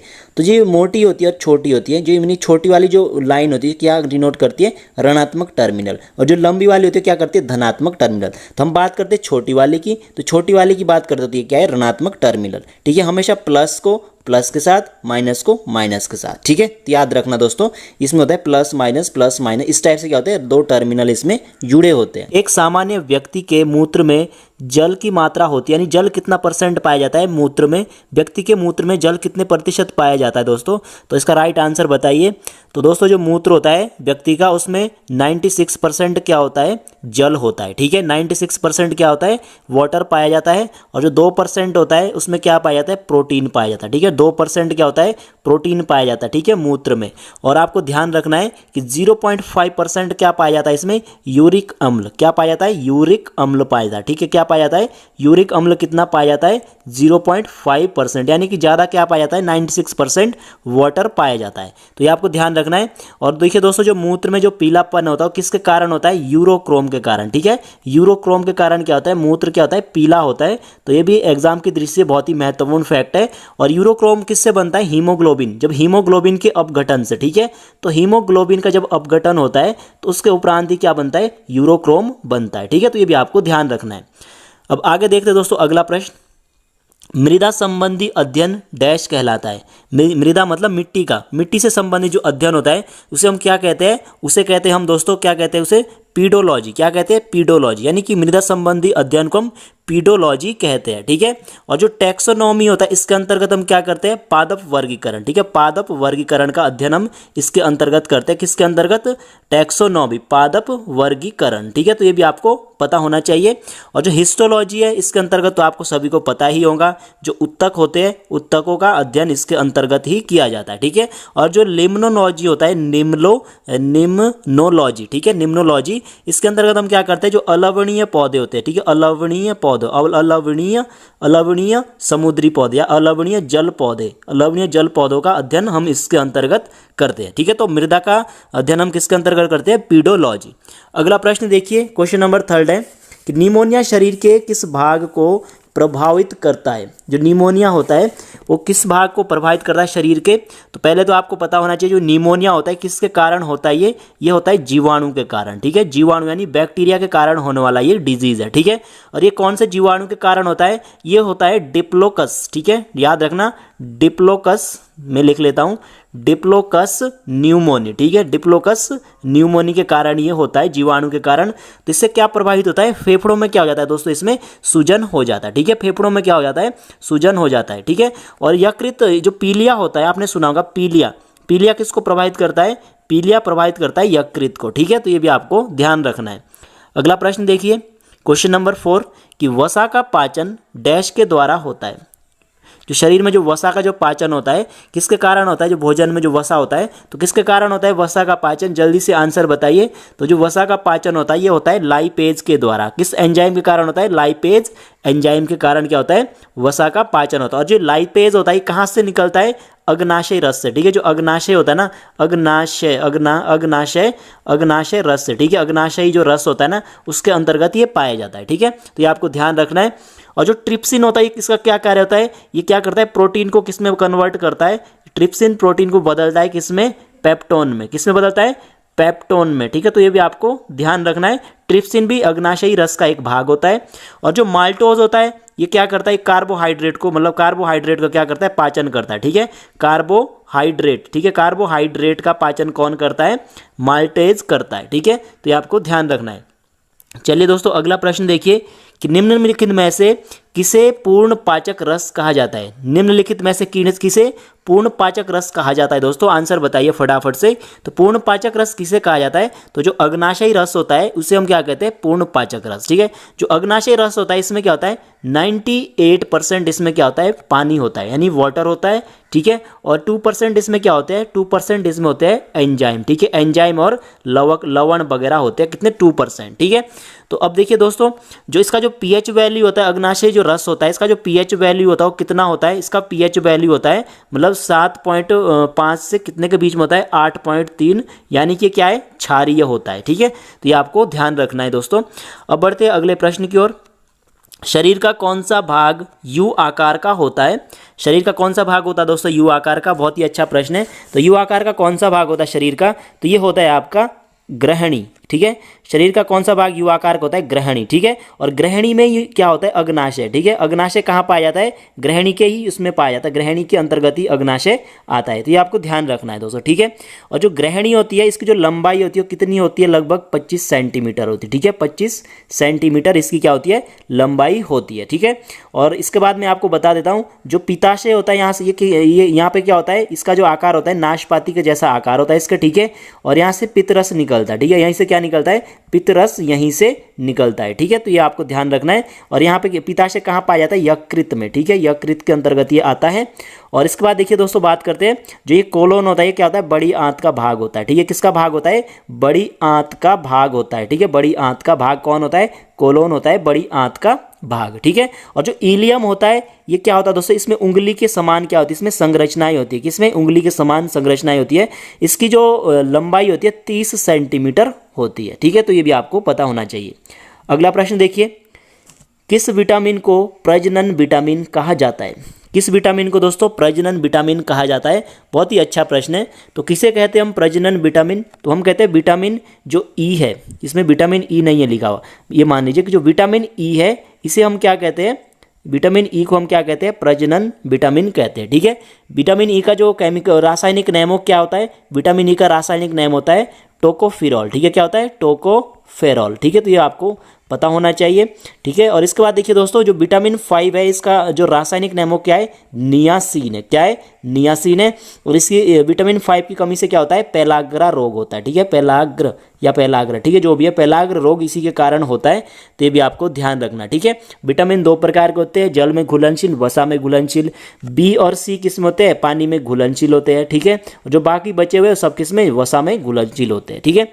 अगला प्रश्न देखिए कि अमाशय की लंबाई लगभग होती है, जो अमाशय होता है उसकी लंबाई दोस्तों कितनी होती है? आंसर बताइए फटाफट से, 5 सेकंड में आप आंसर बताइए कि जो अमाशय होती है इसकी लंबाई कितनी होती है लगभग? तो इसकी जो लंबाई होती है लगभग कितनी होती है? 30 सेंटीमीटर होती है। कितनी होती है? 30 सेंटीमीटर होती है, ठीक है। तो ये आपको ध्यान रखना है। और एक बात यहाँ भी ध्यान रखिए, इसका जो अगला भाग होता है उसे हम क्या कहते हैं? कार्डियक कहते हैं। अमाशय का जो अगला भाग होता है, आगे वाला भाग होता है, उसे हम क्या कहते हैं? कार्डियक कहते हैं, ठीक है। और जो अमाशय का जो पिछला वाला भाग होता है उसे क्या कहते हैं? पाइलोरिक कहते हैं। क्या कहते हैं? पाइलोरिक, ठीक है। तो ये भी आपको ध्यान रखना है। पाइलोरिक किसके अंतर्गत आता है? किसका भाग है? अमाशय का भाग है, ठीक है। तो आपको ये ध्यान रखना है। और यहीं से जठर रस, जठर रस कहाँ से निकलता है? जठर रस भी यहीं से निकलता है, ठीक है। जठर रस, और जठर रस में दोस्तों कौन सा एसिड होता है? HCl एसिड होता है, ठीक है। तो इसका राइट आंसर है ऑप्शन 1, 30 सेंटीमीटर, ठीक है। अगला प्रश्न देखिए, प्रोटीन की संरचना लगभग डैश अमीनो अम्ल से बनी होती है, यानी जो प्रोटीन होता है वो कितने अमीनो अम्ल से बना हुआ होता है दोस्तों? बहुत ही अच्छा प्रश्न है। तो जो प्रोटीन होता है कितने अमीनो अम्ल से बना हुआ होता है? ये बना हुआ होता है 20, ठीक है। 20 अमीनो अम्ल या एमिनो एसिड से क्या होता है? बना हुआ होता है। अब बात करते हैं जो प्रोटीन शब्द का सर्वप्रथम प्रयोग किसने किया था? वर्जिलियस ने किया था, ठीक है। ये भी क्वेश्चन पूछा गया है कि वर्जिलियस थे जो, इन्होंने क्या किया था? प्रोटीन शब्द का सबसे पहले क्या किया था? यूज किया था, ठीक है। तो ये आपको ध्यान रखना दोस्तों। और इसके बाद देखिए दोस्तों बात करते हैं एक जो विटामिन है, विटामिन शब्द का प्रयोग सबसे पहले किसने किया था? ये किया था फंक ने, ठीक है। एक फंक थे, फंक ने क्या किया था? विटामिन शब्द का प्रयोग किया था, ठीक है। अब इसके बाद देखिए अगला प्रश्न देखते हैं, खाली चट्टानों पर उगने वाले लाइकेन को कहते हैं। ऐसे लाइकेन जो कि खाली चट्टानों में उगते हैं उन्हें हम क्या कहते हैं? उन्हें कहते हैं हम सेक्सिकोलस। क्या कहते हैं? सेक्सिकोलस। मोस्ट इंपोर्टेंट प्रश्न है। तो उन्हें हम क्या कहते हैं? सेक्सिकोलस कहते हैं, ठीक है। और एक होता है कार्टिकोलस। तो ये कहाँ होते हैं दोस्तों? ये पेड़ों की छाल में उगते हैं, ठीक है। पेड़ों की छाल में, ठीक है। पेड़ों की छाल में क्या होते हैं? ये लाइकेन उगते हैं, ठीक है। तो ये आपको ध्यान रखना दोस्तों। अब इसके बाद देखिए दोस्तों अगला प्रश्न है, लाल सागर का रंग डैश के कारण लाल दिखाई पड़ता है। ये भी कई बार एग्जाम में पूछा गया है कि जो लाल सागर है उसका रंग लाल किसके कारण दिखाई देता है? तो यही दिखाई देता है साइनोबैक्टीरिया। साइनोबैक्टीरिया के कारण क्या होता है? लाल सागर, जो लाल सागर है उसमें साइनोबैक्टीरिया पाए जाते हैं, इसलिए उसका रंग कैसा होता है? लाल दिखाई देता है, ठीक है। और जो ये साइनोबैक्टीरिया होता है इसे क्या कहते हैं? सफलतम जीवधारियों का समूह। क्या कहते हैं इसे हम? सफलतम, ठीक है, ध्यान रखना। सफलतम जीवधारियों का समूह किसे कहा जाता है? सफलतम जीवधारियों का समूह किसे कहा जाता है? साइनोबैक्टीरिया को कहा जाता है सफलतम जीवधारियों का समूह। तो ये भी अच्छा है, ठीक है। तो ये आपको ध्यान रखना है। और दोस्तों जो ये लाइकेन होते हैं किससे बने हुए होते हैं, ये होते हैं दोस्तों कवक और शैवाल दोनों से मिलके क्या होते हैं, लाइकेन बना होता है, कवक और शैवाल दोनों से बना हुआ होता है। दोस्तों सारे के सारे प्रश्न काफ़ी इंपॉर्टेंट है। यदि आप इनमें से मतलब 80% क्वेश्चन भी आप सही कर पाते तो ये समझ लीजिए कि आपकी जो तैयारी है बहुत अच्छी है, ठीक है। और जो कवकों का जो अध्ययन है उसे हम क्या कहते हैं, माइकोलॉजी कहते हैं। क्या कहते हैं, माइकोलॉजी कहते हैं, ठीक है। और जो शैवालों का अध्ययन होता है उसे हम फाइकोलॉजी कहते हैं। ये भी एग्जाम में पूछे जा चुके हैं। अगला प्रश्न देखिए, क्वेश्चन नंबर 12 कि टुंडू रोग किस फसल में पाया जाता है। टुंडू रोग, ठीक है, ध्यान रखना, टुंडू रोग किस फसल में दोस्तों पाया जाता है। तो जो टुंडू रोग होता है ये पाया जाता है दोस्तों किसमें, गेहूं में, ठीक है। गेहूं में कौन सा रोग होता है, ये टुंडू रोग पाया जाता है गेहूं में, बहुत ही इंपॉर्टेंट है, ठीक है। तो ये आपको ध्यान रखना है। और आलू में एक रोग पाया जाता है जिसका नाम क्या है, शैथिल रोग, ठीक है। शैथिल रोग किसमें पाया जाता है, आलू में, ठीक है, शैथिल आलू में। एक नींबू में पाया जाता है कौन सा, कैंकर रोग, ठीक है, इसको भी याद रखना। कैंकर रोग किसमें पाया जाता है, नींबू में पाया जाता है। ये कैंकर रोग बहुत इंपॉर्टेंट है, इसको ध्यान रखना, ठीक है। तो ये आपको ध्यान रखना है। तो इसका राइट आंसर ऑप्शन 1, गेहूं में टुंडू रोग पाया जाता है। अगला प्रश्न देखिए, केंद्रक के अंदर एक छोटी अंडाकार रचना को कहते हैं। जो केंद्रक होता है उसके अंदर एक छोटी अंडाकार रचना होती है तो उसे हम क्या कहते हैं दोस्तों, फटाफट से आंसर बताइए। तो जो केंद्रक होता है उसके अंदर, मान लीजिए केंद्रक, उसके अंदर क्या होती है, अंडाकार में एक छोटी सी रचना होती है, उसे हम कहते हैं केंद्रिका। क्या कहते हैं दोस्तों, हम उसे हम केंद्रिका कहते हैं, ठीक है। और दोस्तों मैं आपको बता देता हूँ, जो ये केंद्रिका होते हैं ना, यहीं पे क्या होता है, RNA का क्या होता है, संश्लेषण, ठीक है। संश्लेषण कहाँ होता है, RNA का संश्लेषण क्या होता है, केंद्रिका में ही होता है, ठीक है। तो ये आपको ध्यान रखना है, ठीक है। और दोस्तों जो ये पेलिकल होता है ये क्या होता है, जो गुणसूत्र होते हैं ना, गुणसूत्र, उसका क्या होता है, बाहरी आवरण होता है, ठीक है। क्या होता है, बाहरी आवरण होता है, क्या, पेलिकल, ठीक है, किसका, गुणसूत्र का, ठीक है। अब आप बताइए कि जो मनुष्य में कितने गुणसूत्र पाए जाते हैं, कितनी जोड़ी गुणसूत्र पाई जाती है, तो इसका आप आंसर बताइए। अगला प्रश्न देखते हैं कि कोशिका के किस भाग में ग्लूकोज का विखंडन होता है। ग्लूकोज का विखंडन कोशिका के किस भाग में होता है दोस्तों, घुमा के थोड़ा प्रश्न पूछा गया है। तो किस में होता है, ये होता है माइटोकॉन्ड्रिया में, ठीक है। माइटोकॉन्ड्रिया में क्या होता है, जो ग्लूकोज होता है, ठीक है, ग्लूकोज कौन सा, C6H12O6, ये क्या हो जाता है दोस्तों, ये 36 ATP में क्या होता है, टूट जाता है, ठीक है। 36 ATP, ATP का मतलब एडिनोसिन ट्राइफॉस्फेट, ठीक है, एक प्रकार की एनर्जी होती है ये, तो इसमें क्या हो जाता है, ये टूट जाता है, ठीक है। इसीलिए इसे क्या कहते हैं, कोशिका पावर हाउस कहते हैं, इसे क्या कहते हैं, माइटोकॉन्ड्रिया को क्या कहते हैं, पावर हाउस, क्योंकि यहाँ पे क्या होती है, पावर जनरेट होती है, ठीक है। ये जो पावर, ये क्या है, एक प्रकार की ऊर्जा होती है, कहाँ जनरेट हो रही है, ये हो रही है माइटोकॉन्ड्रिया में। किसके द्वारा हो रही है, किसके विखंडन के कारण हो रही है, ग्लूकोज के विखंडन के कारण हो रही है, ठीक है। लाइसोसोम, इसको कहते हैं आत्मघाती थैली, ठीक है, आत्मघाती थैली इसे ही कहा जाता है, ठीक है, आत्मघाती थैली, क्योंकि इसमें कुछ एंजाइम होते हैं जो क्या कर देते हैं, अपनी ही कोशिकाओं को क्या करना शुरू कर देते, पाचन शुरू कर देते हैं, ठीक है। इसलिए इसको आत्मघाती क्या कहा जाता है, थैली कहा जाता है। और जो केंद्रक की खोज थी वो किसने की थी दोस्तों, यदि आपको आता है तो आंसर बताइए फटाफट से कि केंद्रक की जो खोज थी, कोशिका के केंद्रक की खोज किसने की थी। चलिए बढ़ते दोस्तों अगले प्रश्न की ओर, इसका आंसर आप बताइए कि केंद्रक की खोज किसने की थी। अगला प्रश्न देखिए कि कोशिका का कौन सा भाग प्रोटीन संश्लेषण में भाग लेता है। कोशिका की बात हो रही है तो कोशिका का कौन सा भाग होता है जो प्रोटीन के संश्लेषण में भाग लेता है, बहुत ही अच्छा प्रश्न है। तो जो प्रोटीन का संश्लेषण कहाँ होता है, प्रोटीन का संश्लेषण हमेशा कहाँ होता है, राइबोसोम में होता है, यानी ऑप्शन 1 इसका राइट आंसर है। राइबोसोम में क्या होता है, प्रोटीन का संश्लेषण होता है। और RNA का कहाँ होता है, RNA का होता है केंद्रिका में, ठीक है, ये आपको ध्यान रखना है। माइटोकॉन्ड्रिया का आपको पता है, इसे पावर हाउस ऑफ सेल कहते हैं। और जो लाइसोसोम थी इसकी खोज किसने की थी, डी डवे ने की थी। किसने की थी, डी डवे, ठीक है, डी डवे ने क्या की थी, लाइसोसोम की खोज की थी। तो ये आपको पता होना चाहिए। तो इसका राइट आंसर है ऑप्शन 1। अगला प्रश्न देखिए, कोशिका झिल्ली डैश से बनी होती है। कई बार एग्जाम में पूछे गए प्रश्न है। तो दोस्तों बताइए जो कोशिका झिल्ली होती है वो किससे बनी हुई होती है। ऑप्शन आपके सामने है, फटाफट से 5 सेकंड में आंसर बताइए। जो कोशिका झिल्ली होती है किससे बनी होती है, ये बनी होती है प्रोटीन और लिपिड, ठीक है, प्रोटीन और लिपिड से क्या होती है, कोशिका झिल्ली बनी होती है, ठीक है। तो इसमें क्या होता है दोस्तों, इसमें 2 परत क्या होती है, 2 परत तो होती है इसमें किसकी, प्रोटीन की, ठीक है, 2 परत इसमें प्रोटीन की होती है, ठीक है। और 1 परत इसमें किसकी होती है, 1 परत होती है इसमें लिपिड की होती है। यानी कि टोटल कितनी परत होती है, टोटल 3 परत होती है। तो एग्जाम में पूछ सकते हैं कि कोशिका झिल्ली में कितनी परतें होती है टोटल, प्रोटीन और लिपिड की, तो 3 परत होती है, ठीक है। तो ये आपको ध्यान रखना है। और जो कोशिका झिल्ली होती है क्या होती है, ये दोस्तों क्या होती है, एक प्रकार की चयनात्मक पारगमय झिल्ली होती है। चयनात्मक पारगमय झिल्ली का मतलब है कि इसमें से कुछ पदार्थ ही अंदर बाहर आ सकते, सारे के सारे नहीं आ सकते, ठीक है। और यदि हम बात करते हैं कोशिका भित्ति, तो कोशिका भित्ति दोस्तों किससे बनी होती है, कोशिका भित्ति बनी हुई होती है सेलुलोज से, ठीक है। सेलुलोज से क्या होती है, कोशिका भित्ति बनी होती है। तो इसका राइट आंसर है ऑप्शन 4।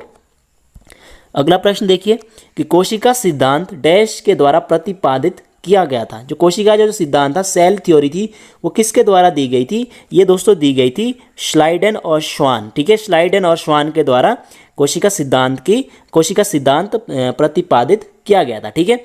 और मैं आपको बता देता हूँ जो माइटोकॉन्ड्रिया होता है उसकी खोज किसने की थी, अल्टमान ने, ठीक है। माइटोकॉन्ड्रिया, ठीक है, माइटोकॉन्ड्रिया, ठीक है, इसकी खोज किसने की थी, माइटोकॉन्ड्रिया की खोज किसने की थी, अल्टमान ने की थी। तो ये आपको पता होना चाहिए। रॉबर्ट हुक से तो आप भली भांति परिचित है। और जो वाटसन एवं क्रिक थे, इन्होंने डीएनए से रिलेटेड थे।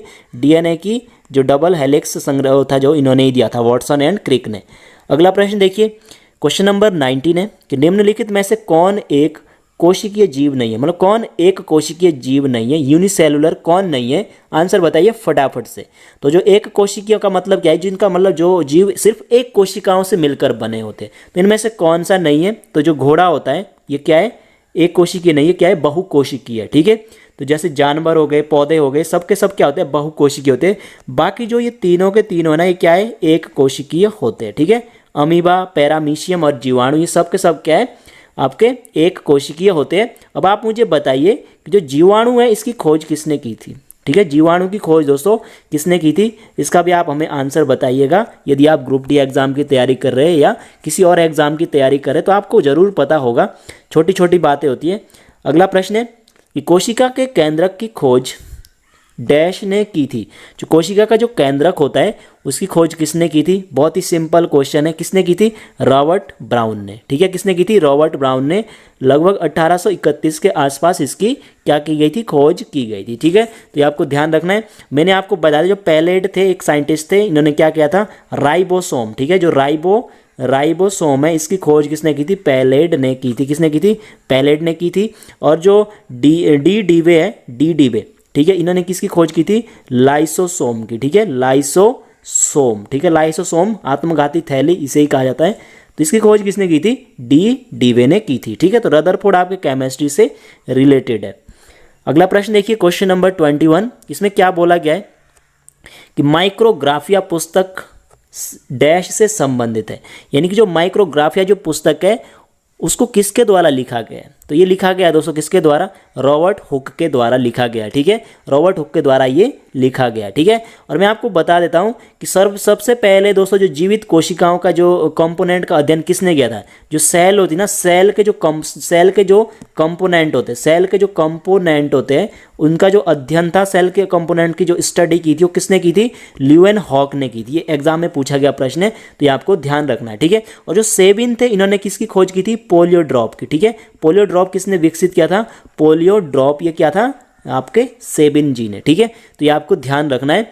और अगला प्रश्न देखिए, कोशिकाओं का अध्ययन डैश कहलाता है या क्या कहलाता है, कोशिकाओं का अध्ययन को हम क्या कहते हैं, तो कोशिकाओं के अध्ययन को हम क्या कहते हैं, बहुत ही सिंपल सा क्वेश्चन है, जिसे कहते हैं हम साइटोलॉजी, ठीक है। साइटोलॉजी हम कोशिकाओं का अध्ययन कहते हैं। और कोशिकाओं को हम इंग्लिश में क्या बोलते हैं, सेल बोलते हैं। सेल का मतलब क्या होता है, अ लिटिल रूम, क्या होता है, अ लिटिल रूम, ठीक है, अ लिटिल रूम। सेल का मतलब ये होता है एक छोटा सा कमरा, ठीक है। तो ये आपको ध्यान रखना है।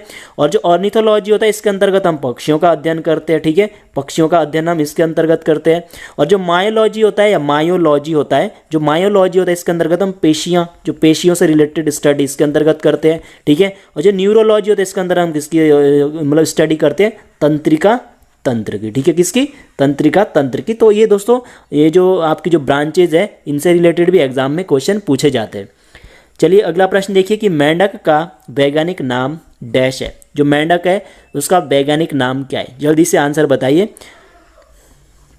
यदि इसका जो वैज्ञानिक नाम हो क्या है मेंढक का, तो बताइए इसका आंसर क्या हो जाएगा। तो इसका आंसर हो जाएगा राना टिग्रीना, ठीक है, बहुत ही सिंपल है, राना टिग्रीना। इंसान का होमो सेपियंस। और जो गाय होती है बॉस इंडिकस, ठीक है, गाय का क्या होता है, बॉस इंडिकस, ठीक है।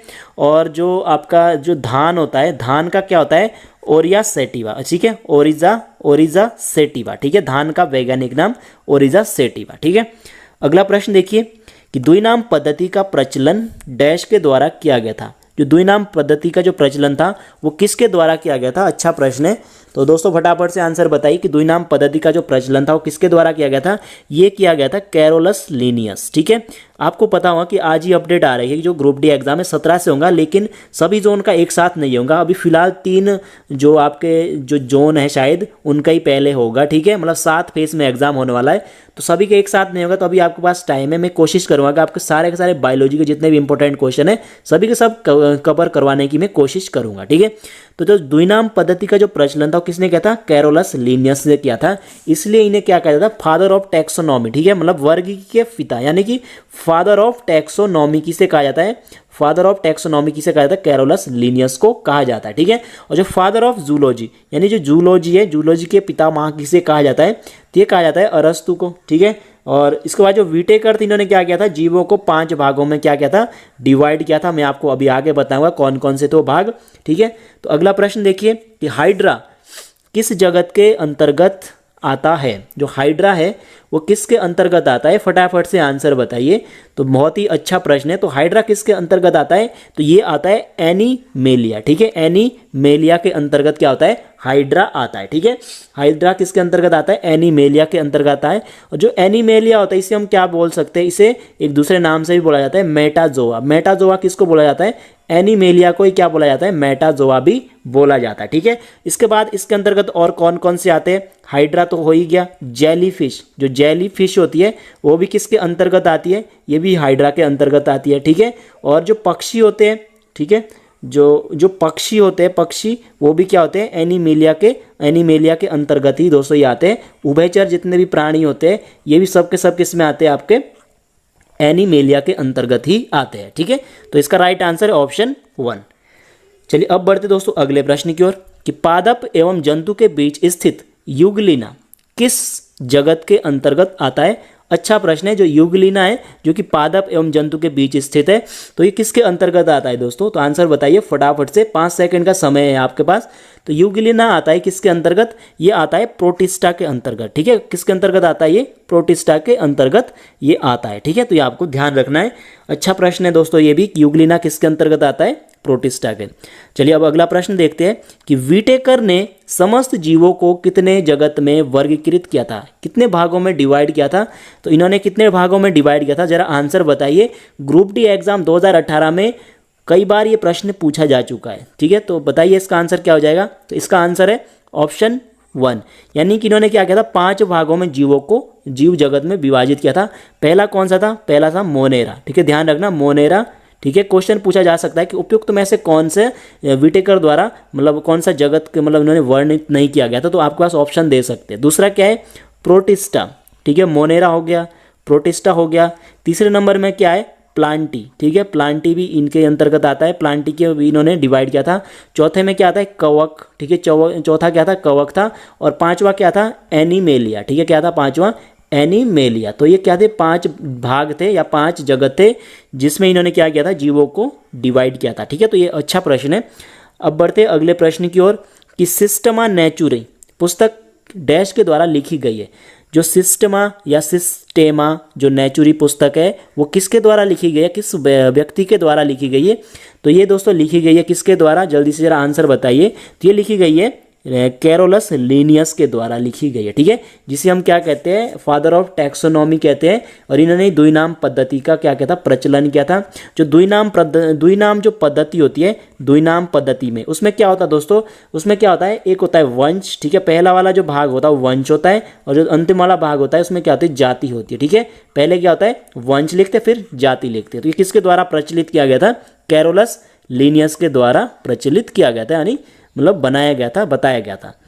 नेक्स्ट प्रश्न देखते हैं कि जीवधारियों के वर्गीकरण को वैज्ञानिक आधार डैश ने दिया था। जीवधारियों के वर्गीकरण को वैज्ञानिक आधार किसने दिया था? दोस्तों आंसर बताइए फटाफट से। तो किसने दिया था वैज्ञानिक जीवधारियों के वर्गीकरण को वैज्ञानिक आधार? सबसे पहले किसने दिया था? तो ये दिया था जॉन रे ने। किसने दिया था?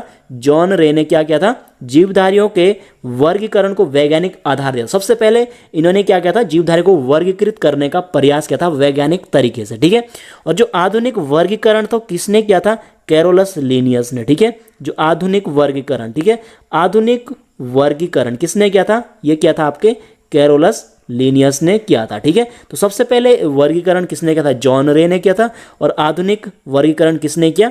लिनियस ने किया था, ठीक है। और जो लैंडस्टीनर थे, रक्त समूह, जो रक्त समूह है इससे रिलेटेड है, ठीक है। तो ये भी आपको ध्यान रखना है। चलिए अगला प्रश्न देखिए कि हिस्टोरिया एनिमेलियम पुस्तक, हिस्टोरिया एनिमेलियम पुस्तक डैश के द्वारा लिखी गई है। ये पुस्तक है दोस्तों, एक बुक है। ये किसके द्वारा लिखी गई है? कि हिस्टोरिया एनिमेलियम पुस्तक किसके द्वारा लिखी गई है? ऑप्शन आपके सामने, फटाफट से आंसर बताइए। तो ये दोस्तों लिखी गई है अरस्तु के द्वारा, ठीक है। अरस्तु के द्वारा लिखी गई है, जिन्हें हम क्या कहते हैं? फादर ऑफ जूलॉजी, ठीक है। मतलब जूलॉजी के जो फादर है वो कौन है? फादर ऑफ जूलॉजी अरस्तु है, ठीक है। जो थियोफ्रेटस है ये क्या है? बॉटनी, यानी जो फादर ऑफ बॉटनी कौन है? आपके थियोफ्रेटस है, ठीक है। पुस्तक एक न्यूटन की भी थी जिसका नाम क्या था? प्रिंसिपिया, ठीक है। ये भी ध्यान रखना है। प्रिंसिपिया पुस्तक किसकी थी? न्यूटन की थी, ठीक है। तो ये भी आपको ध्यान रखना है। तो हिस्टोरिया एनिमेलियम पुस्तक किसके द्वारा लिखी गई थी? अरस्तु के द्वारा लिखी गई थी, ठीक है। कि छुई मुई के पौधे का वैज्ञानिक नाम क्या है? जो छुई मुई का पौधा होता है उसका वैज्ञानिक नाम क्या होता है दोस्तों? इसका जो वैज्ञानिक नाम क्या होता है वो होता है मिमोसा पुडिका, यानी कि ऑप्शन डी इसका राइट आंसर है। मिमोसा पुडिका क्या इसका वैज्ञानिक नाम है, ठीक है। ये आपको ध्यान रखना है। अगला प्रश्न देखिए कि आम गेहूं का, यानी गेहूं की बात हो रही है, ठीक है, जो मतलब साधारण गेहूं है जो, उसका जो वानस्पतिक नाम क्या है? यहाँ पे आम का मतलब मैंगो वाला आम नहीं है, मतलब आम मतलब सिंपल वाला, ठीक है। तो गेहूं का जो वानस्पतिक नेम है वो क्या है? तो गेहूं का वानस्पतिक नेम क्या है? ट्रिटिकम एस्टिवम, ठीक है। यानी ऑप्शन सी इसका राइट है, यानी कि ट्रिटिकम एस्टिवम इसका क्या है? साइंटिफिक नेम है गेहूं का। तो ये आपको पता होना चाहिए। चलिए अगला प्रश्न देखिए कि भारत के राष्ट्रीय पक्षी यानी मोर का वैज्ञानिक नाम क्या है? जो मोर है पीकॉक, उसका वैज्ञानिक नाम क्या है? तो वैज्ञानिक नाम है पावो क्रिस्टेटस। ऑप्शन डी इसका राइट आंसर है। पावो क्रिस्टेटस इसका क्या है? साइंटिफिक नेम है, ठीक है। हो सकता है आपको कमल का पूछ ले इस बार कि कमल है जो हमारा राष्ट्रीय पुष्प है जो, उसका वैज्ञानिक नाम क्या है? तो उसका नाम क्या है? वेलुम्बा। ध्यान रखना क्या है? वेलुम्बो, ठीक है। इसको देख लीजिए, मैं लिख लेता हूँ, वेलुम्बो न्यूसीफेरा। वेलुम्बो न्यूसीफेरा इसका क्या है? साइंटिफिक नेम है। तो ये भी आपको पता होना चाहिए, वेलुम्बो न्यूसीफेरा। आगे बढ़ते अगले प्रश्न की ओर कि प्रकाश संश्लेषण के लिए 4 आवश्यकताओं में शामिल है। जो फोटोसिंथेसिस होता है उनके लिए 4 आवश्यकता क्या होती है? किसके द्वारा होती हो? तो ये होती है दोस्तों, आपके पास क्या होना चाहिए? क्लोरोफिल, मतलब क्लोरोफिल की जरूरत पड़ेगी आपके पास, नहीं मतलब प्लांट्स को क्लोरोफिल की जरूरत पड़ेगी, सूरज के प्रकाश की, कार्बन डाइऑक्साइड और पानी की, ठीक है। फिर क्या हो जाएगी? प्रकाश संश्लेषण क्रिया होती है, ठीक है। कौन सी गैस बनेगी? ऑक्सीजन गैस बनेगी, ठीक है। ऑक्सीजन गैस क्या होती है? निकलती है, CO2 क्या करती है? भाग लेती है। तो ये भी आपको पता होना चाहिए। नेक्स्ट प्रश्न है कि पेरेनकाइमा और कॉलेनकाइमा डैश उत्तकों के प्रकार है, यानी कि दोनों जो उत्तक है किस प्रकार के उत्तक है ये? तो ये दोनों है दोस्तों साधारण स्थायी, ठीक है। NTPC में पूछा गया ये प्रश्न है, ठीक है। तो साधारण स्थायी उत्तक है दोनों के दोनों। नेक्स्ट प्रश्न की ओर बढ़ते हैं।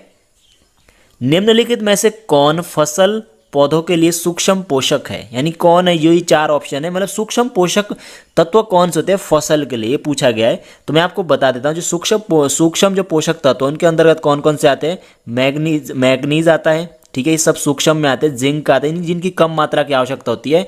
आयरन होता है, ठीक है, कॉपर होता है और मोलिब्डेनम, ये सब क्या होते हैं? सूक्ष्म पोषक तत्वों के अंतर्गत आते हैं। तो इसका राइट आंसर हो जाएगा लोहा, यानी Fe क्या है? यहाँ पे भी दिख रहा है ना, तो Fe क्या है? एक सूक्ष्म पोषक तत्व है, किसके लिए? फसल के लिए। अगला प्रश्न देखिए, क्वेश्चन निम्नलिखित में से कौन सा पादप हार्मोन पौधे के तनों की वृद्धि में मदद करता है? यानी कौन सा पादप हार्मोन है जो कि क्या करता है? पौधे की तनों में वृद्धि में मदद करता है। तो दोस्तों आंसर बताइए, अच्छा प्रश्न है। तो तना वृद्धि कौन करता है? जिब्रेलिन, ठीक है। जिब्रेलिन क्या करता है? पौधे के जो पादप के तने में वृद्धि करता है। तो ये आपको पता होना चाहिए, ठीक है। और अगला प्रश्न देखिए कि निम्नलिखित में से कौन सा पादप हार्मोन विकास को रोकता है और पत्तियों के मुरझाने के लिए जिम्मेदार है, ठीक है। तो इसका आंसर बताइए आप फटाफट से। तो इसका जो सही आंसर वो क्या हो जाएगा, कौन सा पादप हार्मोन है जो पत्तियों को मुरझाने के लिए जिम्मेदार है और विकास को रोकता है। तो कौन रोकता है दोस्तों ये, तो ये रोकता है आपका कौन सा, एब्सिसिक एसिड, यानी कौन, एब्सिसिक एसिड है जो ये क्या करता है, ये सब करता है पत्तियों को मुरझाने में और पौधा हार्मोन को रोकता है, ठीक है। तो ये आपको पता होना चाहिए। दोस्तों मैं कोशिश करूँगा कि आपको जब तक ग्रुप डी एग्जाम होता है सारे के सारे क्वेश्चन मैं आपको बायोलॉजी के कवर करवा दूंगा। नेक्स्ट प्रश्न की ओर बढ़ते हैं कि निम्नलिखित में से कौन सा स्टार्च के रूप में संग्रहित किया जाता है जो पौधे द्वारा आवश्यक होने पर उपयोग किए जाने वाली आंतरिक ऊर्जा भंडार के रूप में कार्य करता है। यानी कि पौधे किस रूप में मतलब अपने भोजन को स्टोर कर देते हैं, कहने का मतलब यहाँ पे ये है। तो किस रूप में करते हैं, ये करते हैं कार्बोहाइड्रेट में, ठीक है। किस रूप में करते हैं, कार्बोहाइड्रेट में क्या कर देती है उसको, मतलब भोजन को या स्टार्च के रूप में क्या कर, इसको संग्रहित कर देते हैं, ठीक है। आवश्यकता पड़ने पर इसका क्या कर लेते हो, यूज भी कर लेते हैं। तो इसका ऑप्शन डी इसका राइट आंसर हो जाएगा। चलिए दोस्तों नेक्स्ट प्रश्न की ओर बढ़ते हैं कि पौधे में जल के परिवहन के लिए कौन सा ऊतक जिम्मेदार होता है। जल परिवहन किसके द्वारा होता है, जल, जल से आपको क्या याद रखना है, जौ से जाइलम, इसका आंसर हो जाएगा 1, जल से जाइलम याद रखना है। तो जल कौन सप्लाई करता है, जाइलम करता है, ठीक है। यदि पूछेंगे भोजन, एफ से आपको क्या याद रखना है, मतलब फूड से आपको याद रखना है फ्लोएम, ठीक है। एफ से आपको फ्लो, एफ याद रखना है फ्लोएम। तो फ्लोएम क्या करता है, फूड सप्लाई करता है, तो ये भी आपको ध्यान रखना है। नेक्स्ट प्रश्न देखिए दोस्तों कि सेब से संबंधित रोग को किस नाम से जाना जाए, यानी कि निम्नलिखित में से कौन सा जो रोग है वो सेब से संबंधित है। तो दोस्तों इसका सही आंसर बताइए। तो जो ये फायर ब्लास्ट होता है ये किस में पाया जाता है, सेब में पाया जाता है, यानी ऑप्शन सी राइट आंसर है, ठीक है। फायर ब्लास्ट किस में पाया जाता है, सेब में पाया जाता है। और दोस्तों ये टिक्का रोग होता है किस में पाया जाता है, जरा आप इसका आंसर बताइएगा कि जो टिक्का रोग होता है किस में पाया जाता है, ठीक है। अगला प्रश्न है कि मादा एनीफिलीज मच्छर डैश का संचारी है। मादा एनीफिलीज मच्छर होता है, इसके काटने से क्या होता है, इसके काटने से होता है मलेरिया, ठीक है। क्या होता है, मलेरिया होता है। मलेरिया प्रोटोजोआ जनित रोग है, किससे होता है, मतलब ये क्या है, एक प्रकार का प्रोटोजोआ जनित रोग है, ठीक है। मलेरिया प्रोटोजोआ जनित रोग है। पैचिस भी प्रोटोजोआ से ही होता है, ठीक है। पैचिस भी, काला जार हो गया, ठीक है। काला जार किससे होता है, लिशमेनिया डोनोवानी नामक एक प्रोटोजोआ के कारण होता है। अगला प्रश्न है क्वेश्चन, कौन सा विटामिन रक्त के थक्के के लिए आवश्यक प्रोटीन और कैल्शियम को सक्रिय करता है। क्वेश्चन यहाँ से ये भी बनता है कि रक्त के थक्के के लिए क्या आवश्यक होता है, प्रोटीन और कैल्शियम की आवश्यकता होती है। तो कौन इसको सक्रिय करता है, कौन सा विटामिन करता है इसको सक्रिय, तो इसे कौन सक्रिय करता है, विटामिन के, ठीक है। विटामिन के क्या करता है, इसको क्या करता है, सक्रिय करता है। और जो विटामिन B1 है इसका रासायनिक नाम क्या है, थायमीन है, ठीक है, थायमीन है। और विटामिन सी का तो आपको पता है, इसको मैं नहीं बता रहा हूँ, ठीक है। डी क्या है, कैल्सीफिरॉल है, ठीक है। डी के क्या है, कैल्सीफिरॉल, ठीक है, कैल्सीफिरॉल है, ठीक है। सी का तो आपको पता है एस्कार्बिक एसिड है। और के का क्या है दोस्तों, के का है फाइलोक्विनोन, ठीक है। क्या है, फाइलोक्विनोन, ठीक है, फाइलोक्विनोन, ठीक है। तो ये आपको ध्यान रखना है दोस्तों। कोशिश करूँगा कि कम समय में ज़्यादा से ज़्यादा क्वेश्चन कवर करवा दूं।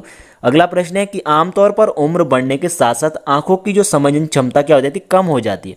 तो इस स्थिति को किस रूप में जाना जाता है, जब नेत्र की जब समझन क्षमता कम हो जाती है तो उसे हम किस रूप में जानते हैं, तो उसे हम जानते हैं जरा दृष्टि दोष। किस रूप में जानते हैं, जरा दृष्टि दोष। यानी कि इसमें मतलब दोनों, मतलब निकट दृष्टि दोष और दूर दृष्टि दोष दोनों का क्या होता है, इसमें मतलब मिक्स होता है, ठीक है। आप पता नहीं कर पाएंगे कि कौन सा डिजीज हो रहा है, ठीक है, कौन सी बीमारी हो रही है आपकी नेत्र में, कौन सा दोष आपकी नेत्र में है, ठीक है।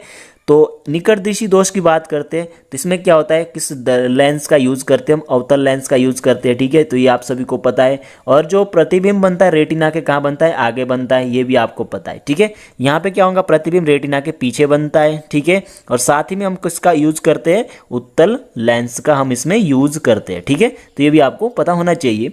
अगला प्रश्न की ओर बढ़ते हैं कि निम्नलिखित में से किस अंग को कोशिका की आत्मघाती थैली कहा जाता है। किस अंग को कोशिका की आत्मघाती थैली कहा जाता है। सो बहुत ही सिंपल क्वेश्चन है, इसका राइट आंसर है लाइसोसोम।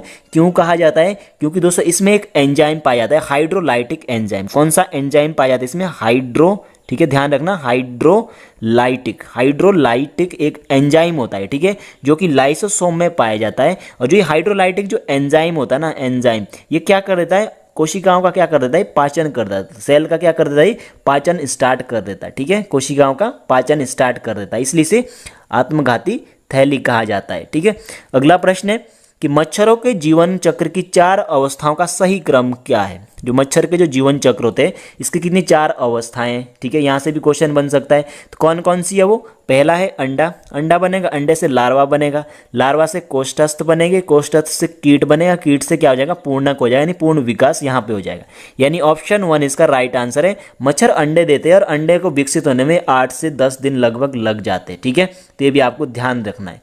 अगले प्रश्न की ओर बढ़ते हैं। निम्नलिखित में से किसके उपचार के लिए अर्जुन वृक्ष की छाल का मुख्य रूप से उपयोग किया जाता है? एक वृक्ष है जिसका नाम क्या है? अर्जुन वृक्ष है, ठीक है। तो किस उपचार के लिए, किसके उपचार के लिए हम इसका इस्तेमाल करते हैं? तो जो हृदय रोग होते हैं ना, हृदय रोग, ठीक है, उसमें हम इसका इस्तेमाल करते हैं।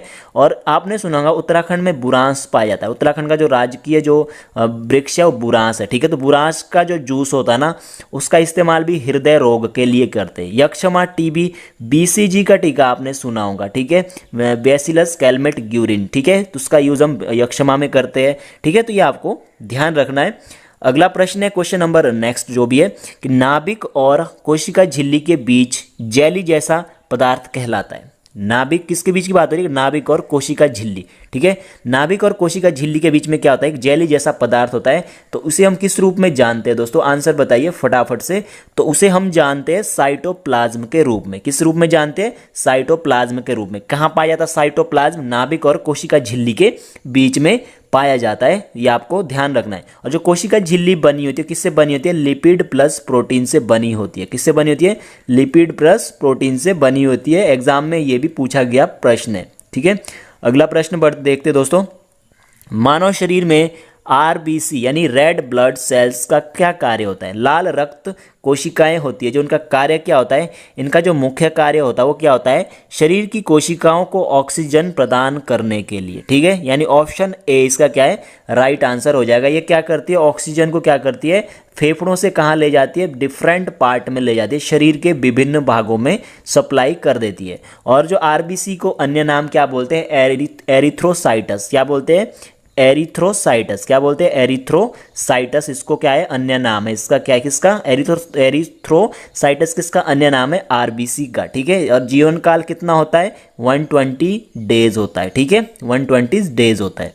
अगला प्रश्न है कि निम्नलिखित में से कौन सहजीवी संबंध दर्शाता है? यानी कौन सा इनमें से सहजीवी संबंध दर्शाता है? आंसर हो जाएगा क्या? लाइकेन, ठीक है। लाइकेन क्या करता है? सहजीवी संबंध को, मतलब रिलेशन दबाता है, मतलब क्या करता है? दो किसके भी, मतलब ये क्या करता है? एक प्रकार का रिलेशन क्या करता है? एस्टेब्लिश करता है, ठीक है। तो इसका राइट आंसर है लाइकेन। लाइकेन क्या करता है? सहजीवी संबंधों को दर्शाता है। नेक्स्ट प्रश्न देखते हैं दोस्तों कि निम्नलिखित में से किस पौधे के समूह में फल के अंदर बीज मौजूद होते हैं? फल के अंदर बीज किसके अंदर होते हैं दोस्तों? आंसर बताइए आप फटाफट से कि जो फल के अंदर बीज किस पौधे के इसमें होते हैं? आंसर बताइए। बहुत ही सिंपल सा क्वेश्चन है। तो इसका राइट आंसर क्या हो जाएगा? राइट आंसर हो जाएगा एंजियोस्पर्म, ठीक है। एंजियोस्पर्म में जो होते हैं, जो पौधे होते हैं, इनके अंदर इनके क्या होते हैं? इनमें क्या होता है? पहले इनमें फूल लगता है, ठीक है, फूल भी होता है, फूल से फल बन जाता है, ठीक है, और फल में क्या होता है? फिर बीज भी होता है, ठीक है। तो एंजियोस्पर्म क्या इनका राइट आंसर हो जाएगा। अगले प्रश्न की ओर बढ़ते हैं कि जोंक किस संघ से संबंधित है? जोंक है जो, वो किस संघ से संबंधित है दोस्तों? तो बहुत ही मस्त क्वेश्चन है, मोस्ट क्वेश्चन है, इंपॉर्टेंट प्रश्न है। तो इसका जो सही आंसर है वो क्या हो जाएगा? ये है एनीलिडा से। जो जोंक होती है वो किससे रिलेटेड है? किस संघ के अंतर्गत आती है? तो ये आती है एनीलिडा के अंतर्गत। एनीलिडा के अंतर्गत एक और भी आता है केंचुआ। केंचुआ भी आपसे कभी कभी पूछ लिया जाता है। तो केंचुआ किसके अंतर्गत आता है? ये भी एनीलिडा के अंतर्गत ही आता है, ठीक है।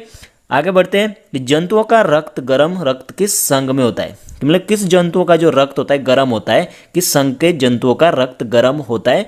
तो जो एबिस होते हैं, जैसे पक्षी हो गए, ठीक है, इसका राइट आंसर क्या है? एबिस। पक्षी हो गए, स्तनपाई हो गए, जितने भी होते हैं, इनका सबका क्या होता है? जो रक्त होता है वो क्या होता है? गर्म होता है, ठीक है। तो ये आपको, इंसान का भी रक्त क्या होता है? गर्म ही होता है। स्तनपाई है तो गर्म तो होगा ही। तो इसका राइट आंसर है ऑप्शन डी। अगला प्रश्न है कि मानव वृद्धि हार्मोन, जो ग्रोथ हार्मोन होते हैं, किस ग्रंथि द्वारा स्रावित होते हैं?